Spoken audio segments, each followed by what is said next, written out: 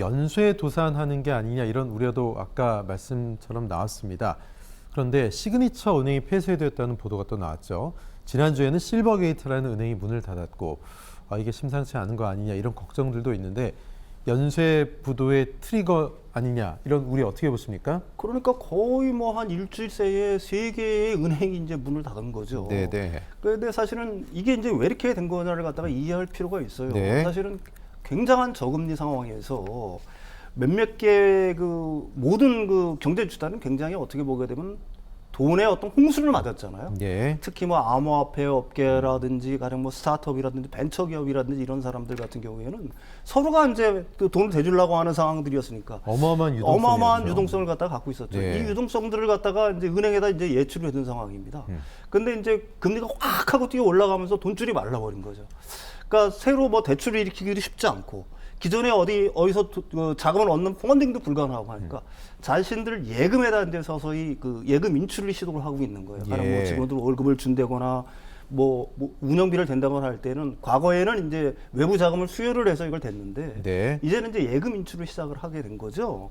그래서 이제 예금 인출이 시작되다 보니까 그 중에서도 이제 아주 그 스타트업하고 그 기술 기업이라든지 아니면 암호화폐 그 업계랑 기업들과 아주 연계된 은행들이 있습니다. 이런 은행들부터 이제 서서히 무너지기 시작을 하기 시작하는 거죠. 근데 이제 앞으로도 이런 사태가 계속될 것이냐 하는 거에는 뭐 이견들이 여러 가지가 있습니다만 일단 미국 정부에서는 그 어떤 전파, 도미노 효과를 막기 위해서 최선을 다하고 있지만 제가 생각하기에는 이걸 막기는 당분간은 좀 어렵지 않겠느냐. 다시 말해서 지금 이제 암호화폐 업계뿐만이 아니라 기술 기업들도 자금 어려움이 있는 거고요.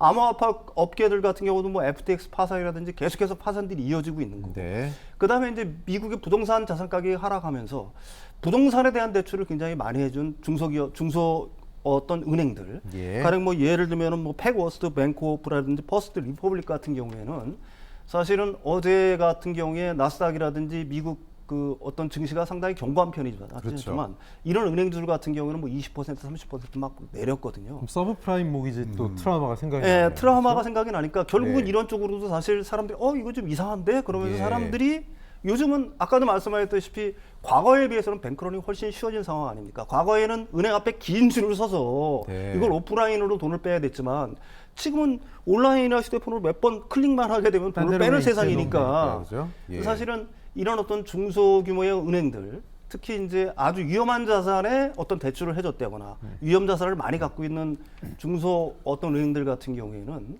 당분간 이런 위험은 계속될 여지가 있다. 이렇게 판단하는 게 올바른 추론일 것 같습니다. 예, 어쨌든 미국 정부는 사태 진정을 위해 최선을 다하고 있습니다. 뭐 여파가 전혀 없을 수는 없겠습니다만 2008년 글로벌 금융 위기를 촉발시켰던 리먼 브라더스 사태와 같은 그 정도의 여파는 아닐 거다. 이런 분석도 나오고 있는데 최 원장님 진정이 될 것 같습니까? 어떻습니까? 진정이 됐습니다. 제가 보기에는 됐다는 판단이 맞는 것 같고요. 왜냐하면 현재 지금 뭐 대형주 위주로 해서 사실 주가들은 지금 오르고 있는데 가장 재밌는 사건이 지금 아까 시그니처 은행에서 지금 뭐 100억 그러니까 10조 원 정도로 지금 뱅크런이 났단 말이죠. 이 뱅크런이 나면은 이 돈이 어디로 가야 될 것 같습니까? 그러면 다른 데 가야 되는데 이것이 전수 다 어딜 갔냐면 체이스 뱅크하고 뱅크 오브 아메리카로 간 거예요. 네. 그렇다면 시장에서조차 금융의 전체 시스템에 대한 문제가 아닌 걸로 생각하면서 결국은 어떤 식으로 결론이 났냐면 개별 기업의 문제점이다. 자, 리먼 브라더스 사건은 모게지를 굉장히 뭐 아주 나쁜 모게지하고 좋은 모게지를 섞어서 이걸 전체를 다 나쁜 모게지로 만들면서 전체의 시스템적인 그런 금융 거래 간에 문제가 생겼던 것이고요. 네. 이거는 잘 자르기만 하면 소위 말하는 개별 기업에 대해서 빠르게 손절을 한다 그러면 막을 수 있는 부분들인데 이런 표현이 나왔다는 거죠. 지금 뉴욕 이런 일간 신문지에 나온 부분들이 터질 일은 터졌지만 우리 얼굴에 있는 종기에서 고름을 빼냈을 때 낫기 시작하는 징조 아니냐. 예. 그렇기 때문에 이것은 진 바닥의 시초고 증시의 강세장의 초입에서 나타나는 굉장히 좋은 현상이다. 그러니까 뭐 미국도 월요일 날 장이 블랙 먼데이라고 얘기를 한 거를 불구하고도 상승 마감을 하는 그런 부분들이 나왔고요.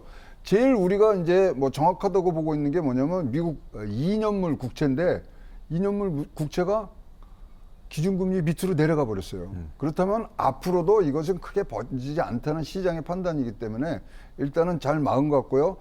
지금 현재 제널 옐런 장관이 분명히 이제 또 선을 걷어요. 구제금융 없다. 그리고 FDIC를 통해서 예금보험공사를 통해서 철저히 소비자들 그리고 이 안에 있던 은행 고객들은 보호를 하겠다. 여기서 지금 잘 막고 있는 상황이라고 보여집니다. 네.